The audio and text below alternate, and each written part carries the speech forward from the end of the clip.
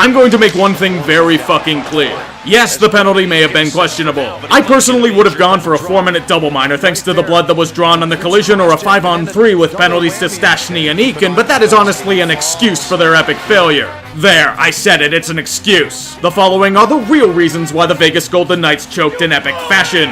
They blew a 3-1 series lead where San Jose was dead.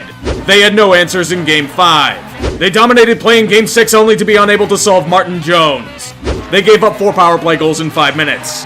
They let up a total fucking softie in double overtime on the power play, with all momentum in the world. They gave up 4 power play goals in 5 minutes.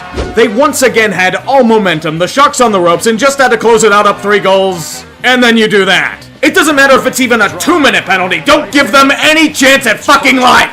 4 power play goals, 5 minutes. Can you understand the total failure of this situation? I'm getting Fleury flashbacks to earlier in the decade. You know, when he was a meme? Yikes. By the way, didn't you get a favorable call as well in Game 2? The goalie interference on Couture? Ever hear of Karma, Vegas? And then give up whatever the fuck that defensive floating was in overtime.